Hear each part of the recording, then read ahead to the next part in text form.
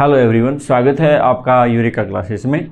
हम अभी तक इम्यूनोलॉजी के बारे में पढ़ रहे हैं कि इम्यूनोलॉजी क्या होती है, इम्यून फंक्शंस किस प्रकार से काम करेगा, इम्यूनिटी सिस्टम हमारा किस प्रकार से काम कर रहा है, और एक्वायर्ड इम्यूनिटी और इन्नेट इम्यूनिटी क्या है, इसमें कौन कौन सी सेल्स शामिल हैं, कौन कौन सी स्ट्रक्चर्स के अंदर अपन देख सकते हैं। तो आज अपन ये देखेंगे कि एक्वायर्ड इम्यूनिटी और इन्नेट इम्यूनिटी का किस प्रकार से एक दूसरे से अंतर संबंध है, इंटर रिलेशन है। तो जैसे कि अपन बात कर रहे थे, इन्नेट इम्यूनिटी का मतलब है कि आपको जो इनबॉर्न मिल रही है, आपको बाय बर्थ मिल रही है, अपनी मदर से मान लो या पेरेंट से मान लो। या एक्वायर्ड इम्यूनिटी का मतलब ये है कि आफ्टर बर्थ, पैदा होने के बाद में आपका एनवायरनमेंट से एक्सपोजर होगा, जिसमें एंटीजन नाम की कोई चीज़ आपकी बॉडी के कांटेक्ट में आएगी। एंटीजन को भी अपन डिटेल में पढ़ेंगे। तो एंटीजन नाम की कोई चीज़ है और आपकी बॉडी के कांटेक्ट में आएगी, और उस एंटीजन के रिस्पॉन्स में एंटीबॉडी का फॉर्मेशन होगा, और वो एंटीबॉडी उस पर्टिकुलर एंटीजन के लिए ही स्पेसिफिक होगी। ये बात अपन ने पढ़ी थी एक्वायर्ड इम्यून सिस्टम में। तो आज अपन ये देखेंगे कि क्या इन दोनों के बीच में कोई संबंध है, और क्या ये दोनों एक दूसरे के साथ या सहयोग के साथ काम करते हैं, किस प्रकार से एक दूसरे से रिलेट करेंगे। तो इसके लिए हमें देखो एक अजम्पशन करना पड़ेगा। एक अज्यूम करो, मान लो कि आपको कोई चोट लगी। जैसे अपन ये मान सकते हैं कि कोई चोट लगी है, और ये आपकी कोई एपिथेलियल सेल्स हैं, और इस एपिथेलियल सेल्स में मान लो यहाँ पर आपको कोई इंजरी हुई, चोट लगी। चोट लगने की वजह से एक घाव बना है, और ये घाव इस प्रकार बना है कि इसमें बाहर से कोई एंट्री हो सकती है, एंटीजन की एंट्री हो सकती है। भाई एंट्री किसकी हो सकती है? एंटीजन की। तो जैसे कि मान लो ये कोई एंटीजन है, ये इस घाव के संपर्क में आ गया, कांटेक्ट में आ गया। तो सबसे पहली बात क्या है कि जैसे ही कोई एंटीजन आपकी बॉडी के कांटेक्ट में आ रहा है, तो आपके इम्यून सिस्टम का सबसे पहला एक्शन क्या होगा, यानी सबसे पहला स्टेप क्या होगा। तो जो सबसे पहला स्टेप होता है, तो ब्लड में बहुत सारी सेल्स घूम रही होती हैं। इधर मान लो बहुत सारी सेल्स घूम रही हैं, और ये जो सेल्स घूम रही हैं, ये कौन सी सेल्स घूम रही हैं? जिसको अपन इम्यूनोजेनिक सेल्स कहते हैं। तो यहाँ सबसे पहले जो है वो न्यूट्रोफिल्स,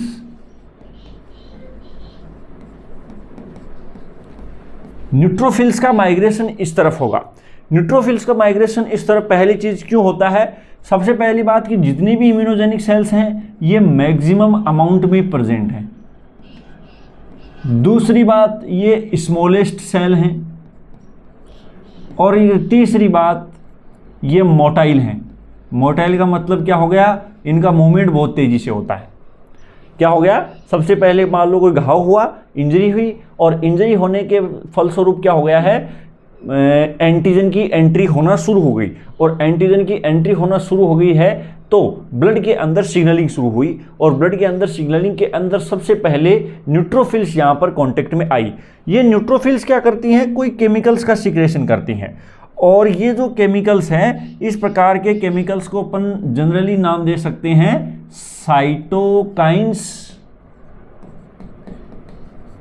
या कीमोकाइंस। यानी साइटोकाइंस या कीमोकाइंस का सीधा सा मतलब ये होता है कि इम्यूनिटी से रिलेटेड कोई भी सेल्स हैं, जो भी इम्यूनिटी से रिलेटेड सेल्स हैं, वो कोई केमिकल का सिक्रेशन करेंगी, तो उसे अपन साइटोकाइंस बोलते हैं। अब ये साइटोकाइंस किसी भी प्रकार के हो सकते हैं, इंटरलूकिन हो सकता है, कीमोकाइंस हो सकता है, इंटरफेरोन हो सकता है, कुछ भी हो सकता है। तो न्यूट्रोफिल्स ने क्या किया है? कोई केमिकल सीक्रेट किया ब्लड के अंदर, जिसको क्या नाम दिया? साइटोकाइंस। और ये जो साइटोकाइंस है, इस साइटोकाइंस को सेंस करेंगी आपके ब्लड में दूसरी सेल्स प्रेजेंट हैं, जिसको नाम देते हैं मैक्रोफेज, मैक्रोफेजेस या मैक्रोफेज। मैक्रोफेज सेल्स हैं, ये सेंस करेंगी इसको कि कोई ना कोई एंटीजन आया है, और सबसे पहले न्यूट्रोफिल्स ने कोई केमिकल का सिक्रेशन किया, और केमिकल का सिक्रेशन को सेंस करने का काम है वो मैक्रोफेज ने किया है। मैक्रोफेज आपकी बॉडी में आप जानते हो कि मेजर फैगोसाइटिक सेल्स हैं, और फैगोसाइटिक सेल्स का क्या मतलब हुआ कि ये एंटीजन को खत्म करती हैं। फैगोसाइटोसिस का क्या मतलब हो गया? एंटीजन को खत्म करने का काम करती हैं। लेकिन ये एक्चुअल में एंटीजन को डायरेक्टली खत्म नहीं करती, ये दो काम करती हैं। एक तो क्या करती हैं, इस एंटीजन की प्रोसेसिंग करती हैं, जो भी एंटीजन यहां पर आपको देखने को मिला, इस एंटीजन की क्या होगी, प्रोसेसिंग होगी, एंटीजन की प्रोसेसिंग हुई।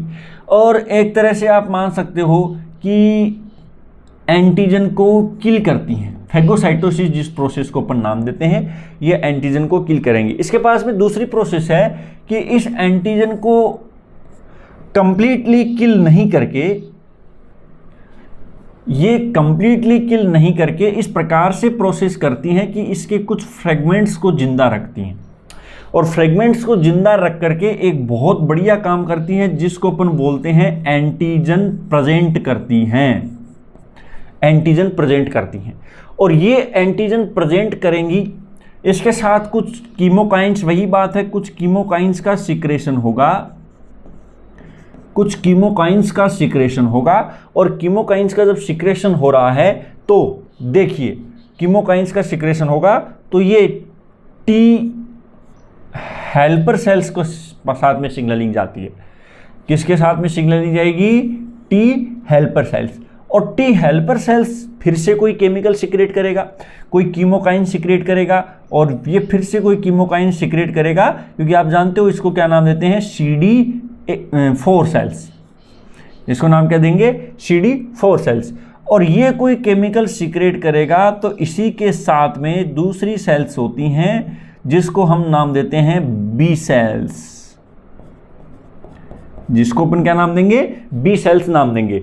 ये इस केमिकल के रेस्पॉन्स में बी सेल को सिग्नलिंग देता है, बी सेल इसको वापस सिग्नलिंग देता है टी हेल्पर सेल को कि बिल्कुल सिग्नलिंग परफेक्ट हो गई। और जब सिग्नलिंग परफेक्ट हो गई तो ये बी सेल्स जो है वो दो टाइप की सेल्स में डिफ्रेंशिएट हो जाती है। एक सेल जिसको अपन नाम देते हैं प्लाज्मा सेल, एक सेल है जिसका क्या नाम देंगे, प्लाज्मा सेल, और दूसरी सेल है जिसका नाम देते हैं मेमोरी सेल्स। एक सेल है जो क्या है, प्लाज्मा सेल है, दूसरी सेल मेमोरी सेल्स। जो प्लाज्मा सेल है, ये प्लाज्मा सेल्स के अंदर जो मेजरली एंटीबॉडी है वो IgM होती है, और मेमोरी सेल्स के अंदर जो एंटीबॉडी है वो IgG होती है। हम सभी प्रकार की एंटीबॉडीज़ के बारे में बात भी करेंगे, सभी एंटीबॉडीज़ को डिटेल में पढ़ेंगे, तो वहाँ पर आपको फिर से बात समझ में आएगी। तो देखिए, अब अगर देखिए कि प्लाज्मा सेल्स का काम क्या है, तो प्लाज्मा सेल्स का काम है आपके अंदर जो रिसेंटली इन्फेक्शन चल रहा है, इन्फेक्शन चल रहा है, उस इन्फेक्शन को कंप्लीट करना या खत्म करना, उस इन्फेक्शन को क्या करना, डिस्ट्रॉय करना कि एंटीजन खत्म हो गया। आपकी बॉडी के अंदर जो भी इन्फेक्शन चल रहा है उस एंटीजन को खत्म किया जाएगा।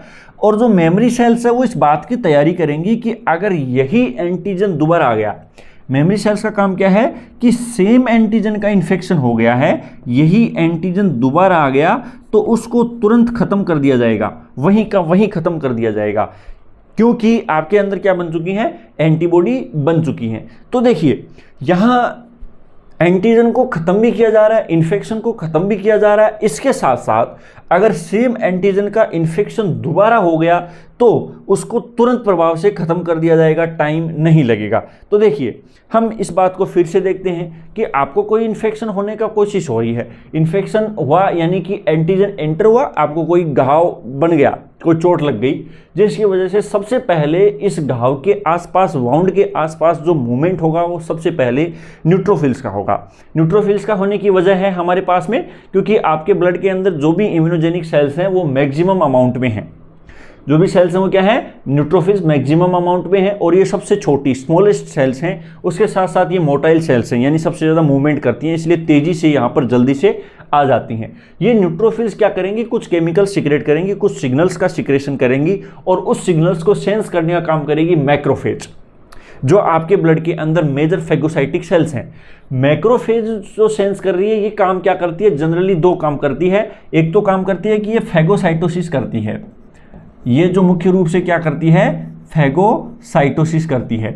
और फेगोसाइटोसिस के साथ साथ क्या काम कर रही है, एंटीजन को प्रेजेंट कर रही है। एंटीजन को प्रेजेंट करने का सीधा सा मतलब क्या होता है कि एंटीजन को कंप्लीटली खत्म नहीं करना है, क्योंकि उससे अपने को फ्यूचर में एंटीबॉडी भी बनानी है। तो उसको इस प्रकार से प्रोसेस किया जाता है कि वो एंटीजन अपनी संख्या नहीं बढ़ा पाए, क्योंकि एंटीजन का मतलब क्या है, कोई वायरस हो सकता है, कोई बैक्टीरिया हो सकता है, और वायरस या बैक्टीरिया अगर आपके ब्लड के अंदर एंटर कर गया या फिर आपके ब्लड के थ्रू किसी ऑर्गन के अंदर एंटर कर गया, तो वो डेफिनेटली अपनी संख्या बढ़ाएगा।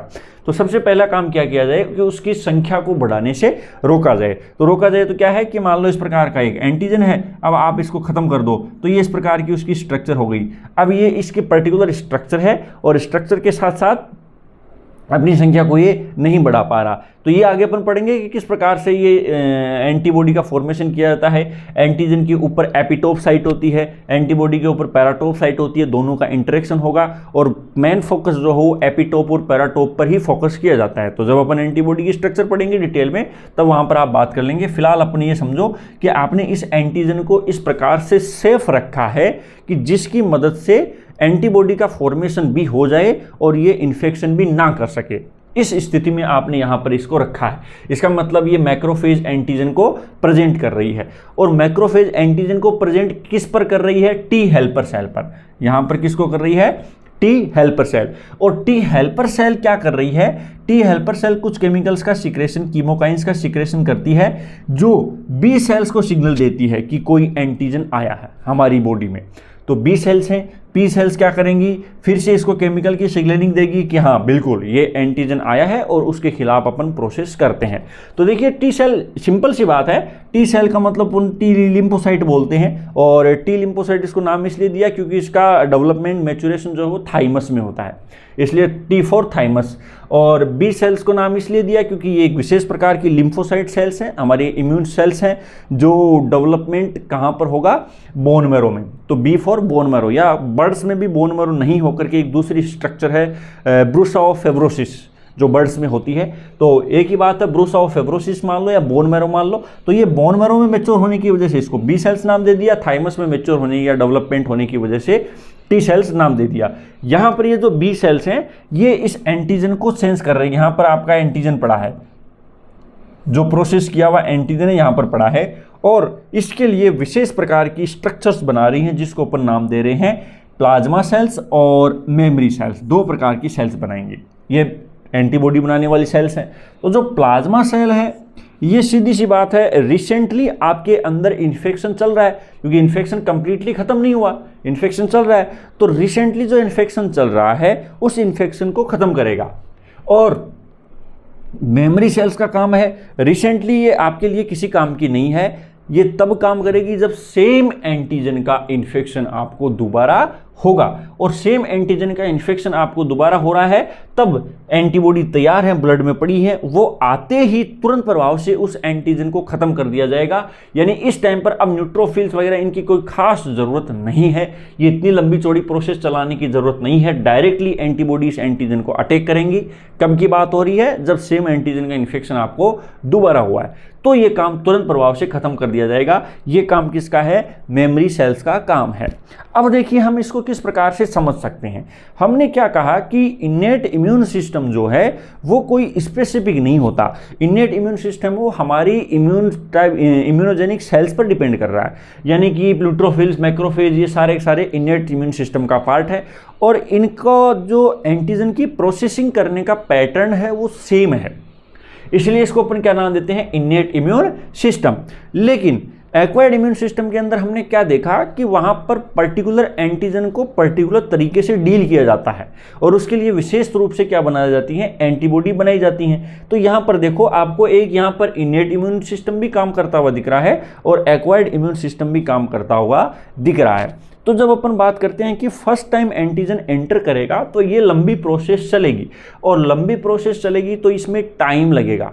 भाई फर्स्ट टाइम एंटीजन एंटर हुआ है और ये प्रोसेस लंबी चल रही है, और लंबी प्रोसेस चल रही है तो इसमें टाइम लगेगा, और ये टाइम लग सकता है जैसे कि फॉर एग्जांपल 10 से 15 दिन लग गए। ये अपन एक जस्ट एग्जांपल की जब बात कर रहे हैं कि इतना टाइम लगा है आपकी बॉडी को एक्टिव होने में या एंटीबॉडी बनाने में।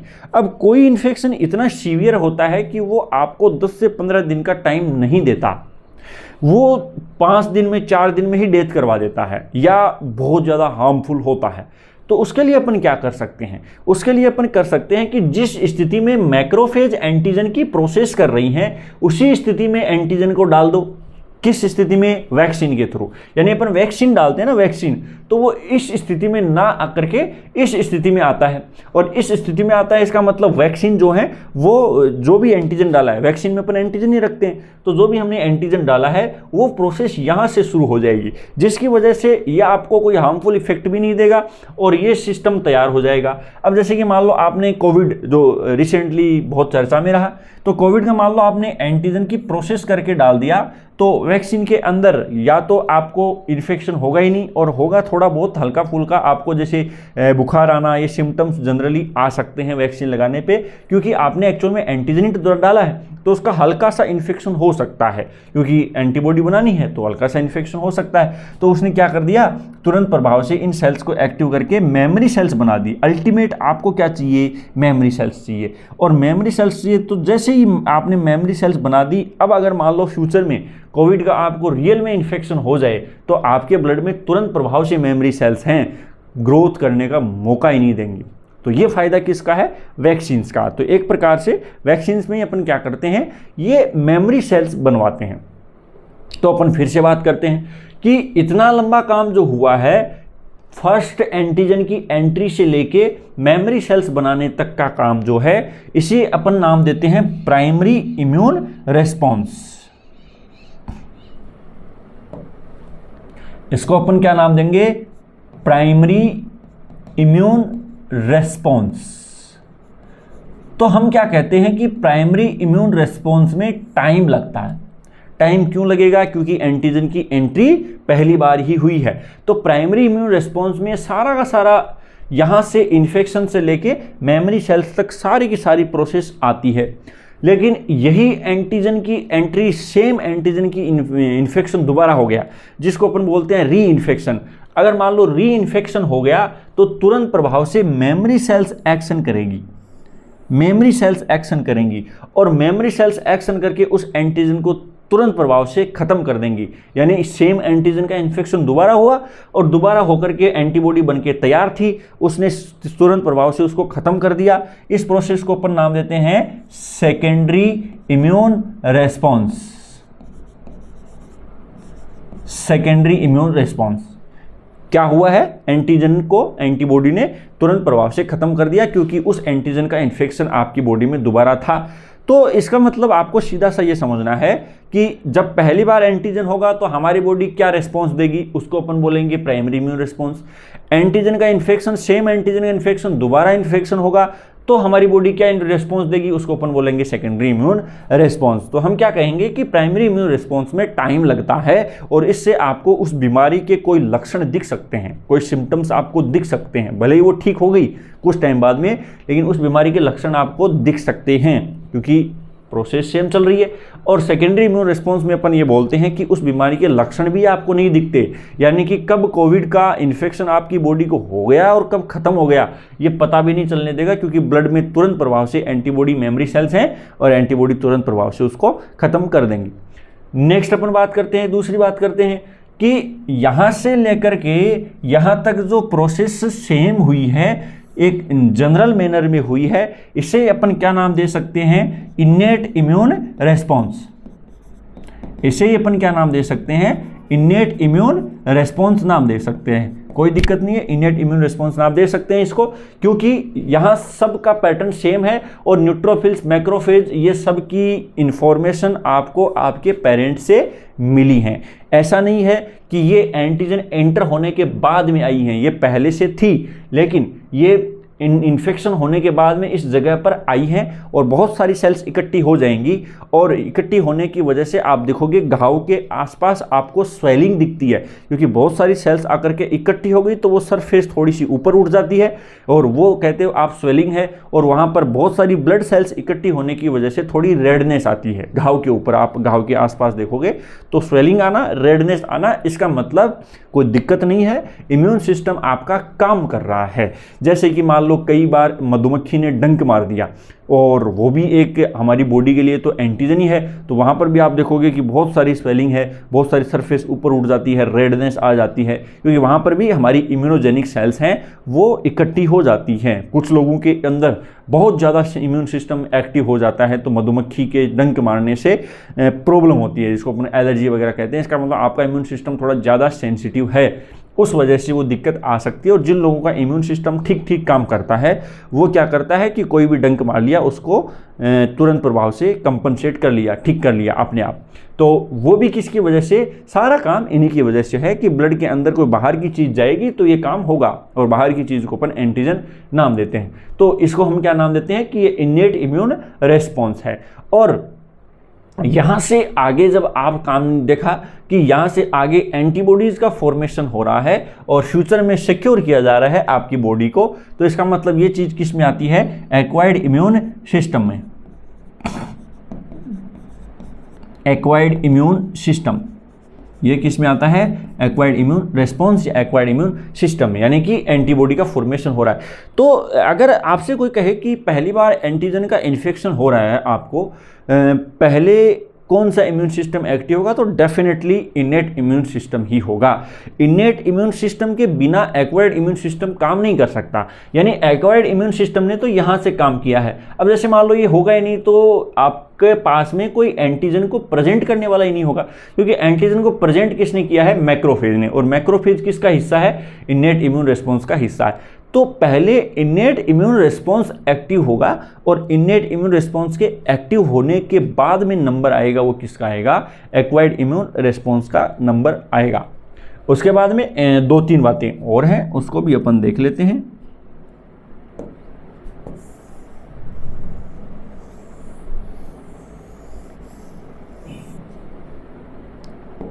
हाँ, क्या बात है कि यहां से जो भी एंटीजन की प्रोसेसिंग की है वो आपकी सेल्स ने की है।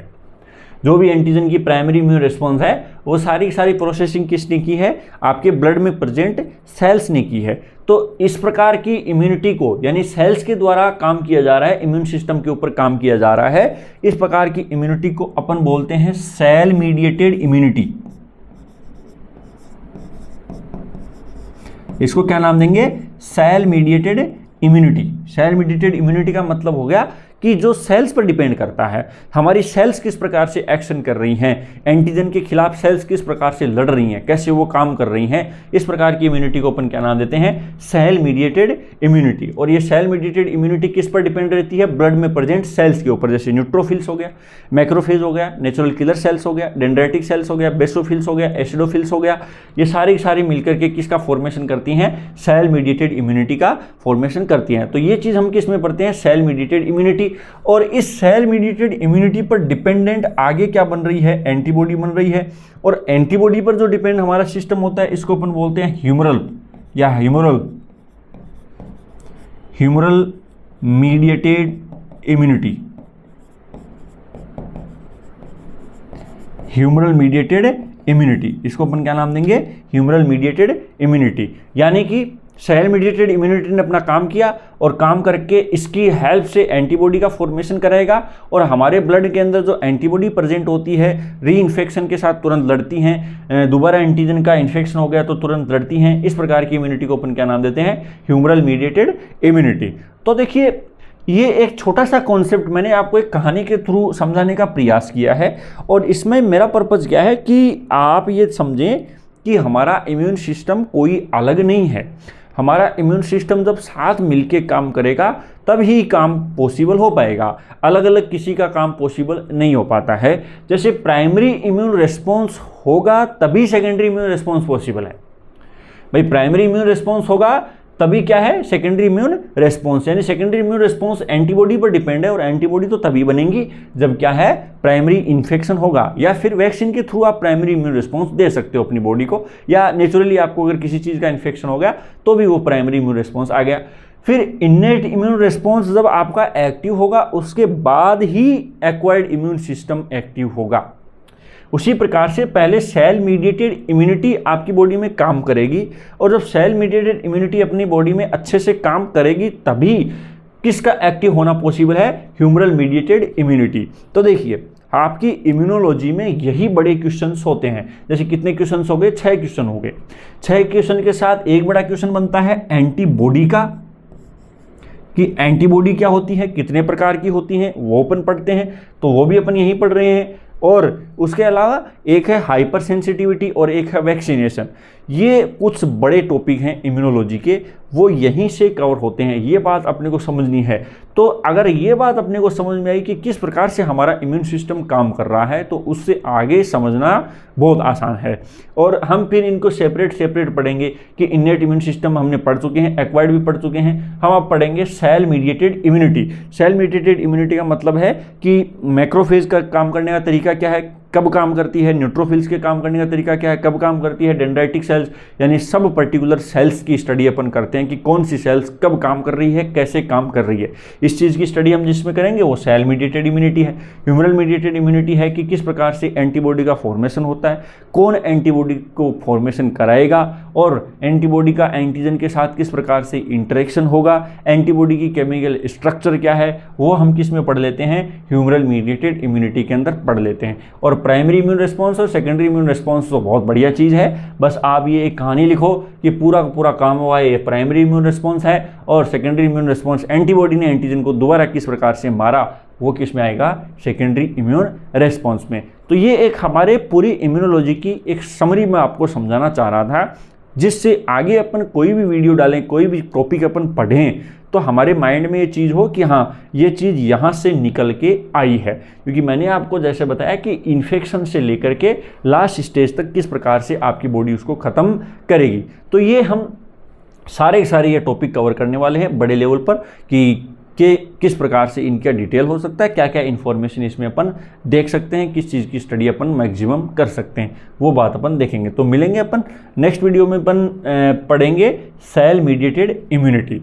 और इसमें अपने को देखो या तो एक कोई बड़ा लेक्चर डालना पड़ेगा कि सभी सेल्स की आपको इंडिविजुअल स्टडी करनी पड़ती है। ये पूछा जाता है कि मैक्रोफेज का फैगोसाइटोसिस कैसे करती हैं, या दूसरी सेल्स फैगोसाइटोसिस कैसे करती हैं, कैसे काम करती हैं, क्या सिचुएशन है, क्या उनकी कंडीशंस है।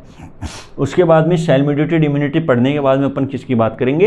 ह्यूमरल मीडिएटेड इम्यूनिटी, जहाँ पर एक बहुत बड़ा पोर्शन इम्यूनोलॉजी का कवर हो जाता है। तो अपन मिलेंगे नेक्स्ट वीडियो में। Thank you so much.